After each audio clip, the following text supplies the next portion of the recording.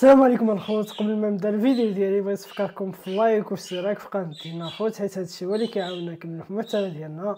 كنتمنى يعجبكم الفيديو ونتلاقاو في الاخير ديالو. السلام عليكم خوتي حبيت نفهمكم حاجه برك. العلاقات انا عندي تقاس متقاش بالجنسيه تاع العباد، ولا تقاس بين راجل وماشي راجل. العلاقات انايا في عقليتي انا في العقيده ديالي العلاقات تقاس بين راجل وماشي راجل. ما يهمنيش انايا ما نقولش ببالي باللي جزائري ولا مغربي، ولا ما تقولش ببالي بلي العلاقات بين الجزائري والمغربي. انا العلاقات هي على حسب راسي وتخمامي راجل وماشي راجل. انا واش دخلني انايا اذا كنت وليت بلادي وتاكل لي حقي؟ على بالي دوك تعرقوا عليا في التعليقات، ولا انا مغاربه وقفوا معايا وكاع واش كاين، ولا هدرت عليهم بالخير تكتبوا لي في التعليقات ومنا يا اخي. انا اللي يكرهني تهنيت منه، ما يهمني حتى واحد، كل هاوي ولهاو بحياته، كل هاوي وهي. ولا غير عرفت رجال مغاربه تاع معاشره اليوم عايشين في الاتحاد الاوروبي يعرفوا واش راني نهضر. مغاربه تاع 10 يوقفوا معاه. كاين شحال من واحد يتقاسموا نفس الغرفه، ياكلوا كيف يخدموا غربه كيف وكاع واش كاين. ما بقاش تكتب لي في التعليقات تا قاعد في داركم وقاعد تقول لي وكذا. ابدا المحتوى تاعي ما نهضر على المغرب. يقولوا كان يكون واش يكون، ماشي واحد. اذا واحد غلط ماشي معناتها المغرب كامل غلط. نعرف انا المغاربه رجال من وجده وبركان وكازا. يا خويا كازا ماك ندخل هنايا من داك كيفي كازا. لا انا من داك نص قهوه يقولوا لي خالصه. هادو ما تاع كازا الله يبارك بسم الله ما شاء الله. وبلا ما نحكي لك على الريافه ولا ما شفنا منهم غير الخير. الله يهديكم خاوتي من الفتنه هذه. الله يهديكم، الله يهديكم. السلام عليكم. واللي حاب يسينيالي.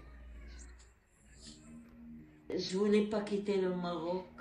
J'ai fait de tout. Je suis allée voir des saints pour ne pas quitter le Maroc, mais la vie a voulu que je quitte le Maroc. Et je remercie la France. Je remercie la France. La plupart des Juifs ont quitté le Maroc. Et il ne reste plus beaucoup de Juifs. Donc on ne pouvait pas rester, nous. Nous, on aurait voulu, parce qu'on était des vrais Marocains élevés et nés. Et on a fait quand même des enfants.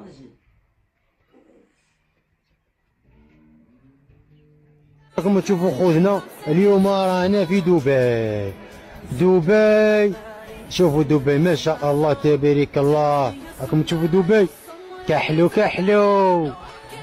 كتشوفوا كحلو. اي لي زالجيريان الحمرة البعرة. انا كل نهار نسافر البلاد، كل نهار راني في بلاد، راني في الطاليان، راني في الامريكان، كل خطرة وين. هلا راكم حاسديني نورمال. هذه هي الرسول عليه الصلاة والسلام قال لك يجي واحد النهار شغل تولي تسافر عبر الزمن. انا هذا هو الزمن تاعي. دركا نص ساعة تلقاني في الامريكان نورمال. ها هي شو راني في دبي كحلو. وي الشوالد كلشي بالزجاج. تتمشى وتشوف مصاصيطك اذا عراضيت ولا مازال ما عراضيتش. راك فاهمني؟ كرغولي كيما نتوما مربيين الزك باللوبيا والعدس، كيما تجي هنايا هيا تمشي تشوف روحك في الزجاج تاع هادو الصوالح هادو ما على بالي لا راهم هنا طالقين الريزوات ولا ما نشافش ولا هذا. المهم كلشي بالزجاج تبارك الله. حوجيا شو من المشاريع.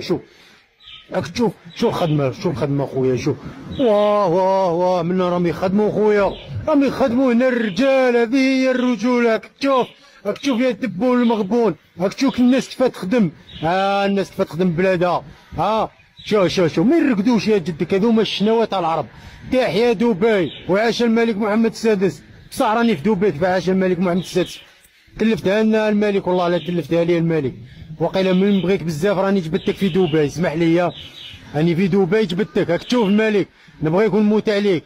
واش اللي بيدش هاهي تشكمباري اي لوف يو هاي يطلق عليا سرحه وتيامو.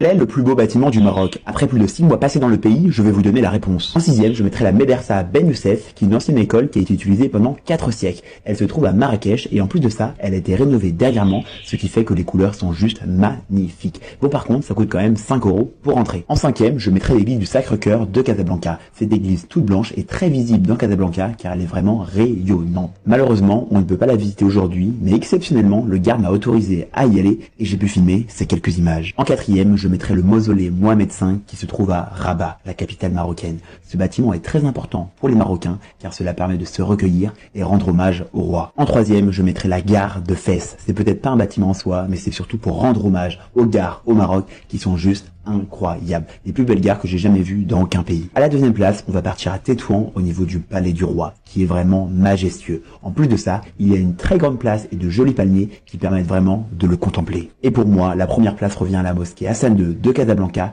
qui en plus d'être la plus belle mosquée du Maroc, c'est aussi la plus belle de toute l'Afrique. Come take a bullet train with me in Morocco. I actually didn't even know that bullet trains existed in Morocco until I booked this one. And very few things make me more excited while traveling than bullet trains, so this was very exciting for me. This train station in Tangier was absolutely beautiful. Vibes in Morocco are so good. Everyone is so friendly and chill. This train was only 50 minutes and then we had to take another 2-hour train to Fez. So this is what the inside looked like. Super nice. And if you're thinking about backpacking around Morocco, I would highly recommend it as everything is super well connected. And there it is. The final speed is around 300 kilometers an hour. And Tangier is absolutely beautiful and super worth visiting. It's super green and right by the water, and the Medina is so beautiful. And I'd also highly recommend taking a day tour to Chefchaouen, which is the blue city. But back to the bullet train, so this was only 50 minutes and super nice. And then we had to get off and take a connecting train, which wasn't a bullet train sadly. And this train was 2 hours and very hot to Fez. But there was a snack cart man, which I was very excited about. But finally we arrived to the Medina of Fez, and our only goal was to not get lost on our way to the hostel. And we successfully made it to our beautiful Riyadh hostel. And Fez is the oldest city and the cultural capital of Morocco, so I cannot wait to explore more. This city already has such a good vibe and there's so much to do and see. Morocco has so far exceeded my expectations. ويا هلا ومن أكادير وتحديدا من إمي والدار. جينا اليوم على مطعم الصائد الصغير. شوفوا ما شاء الله تبارك الله هذه الأكلات البحرية. يا عيني يا عيني يا عيني كأنه بحر أكادير كله في صحن واحد. ما شاء الله بارك الله. وهذه البايلة لا تسألوني عن الطعم خطيرة مليانة فواكه بحر مع الرز ما شاء الله. شوف اللهم صل على النبي طعم يا ناس هنا يوديك المحيط الأطلسي بدون ما تركب مركب. وقولوا بالصحة والراحة. تحياتي لكم. أحلى ناس موجودين اليوم في مدينة جميلة جدا عجبتني برشا. تفرج أكيد تعرفوها وين؟ في جنوب المغرب. مرحبا بكم في الداخلة. هي الداخل كما قال عادل إمام في المغرب تلقى المراحيض بالمجان. مشاك التحايل ينحولهم. تمشيش تدخل ويجيك حد يقول لك بفلوس. مدينة هذه اسمها مدينة الداخلة. هي كما جزيرة شبه جزيرة معروفة لأنها ليش معروفة؟ لأنها في الصحراء المغربية.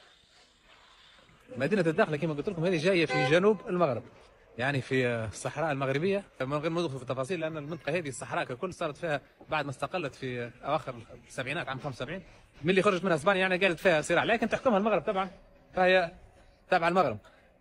وعجبتني برشا مدينة جميلة جدا. على فكرة باش يعملوا فيها استاد جديد وفي كأس العالم نحاول نجي نتفرج على ماتش في مدينة الداخلة هذه إن شاء الله. جميل في الأمر أنها مدينة على البحر هي شبه جزيرة وفي قلب الصحراء لكن رغم ذلك لاهين بها الخضار ما شاء الله موجود وسياحية معبية بالسياح. شنو هذا؟ بقلالة هذا شو يسموه البقلالة؟ مش يعرفوها الصحراء مش بعيدة. حاسيله الصحراء والبحر مع بعضهم. هذه كانت جولة ليلية في مدينة الداخلة. يلا أهلا ناس على الكياس. السلام عليكم الخوت، كانت هذه هي النهايه ديال الفيديو ديالنا. كنتمنى يكون عجبكم المحتوى على الفيديو ديالنا. هادشي كامل وهاد الدعم ديالكم كامل هو اللي كيخلينا نستمروا، حيت انه بفضل الله سبحانه وتعالى ثم فضلكم نتوما قدرنا نفوتوا 30,000 مشترك. مع بعضنا نقدروا نوصلوا لديك 50,000 مشترك اللي هو الهدف ديالنا حاليا. وشكرا بزاف للدعم ديالكم، قدرنا نرجعوا التفاعل. شكرا بزاف، وهادشي ما كان، ونتلاقاو في فيديو جديد.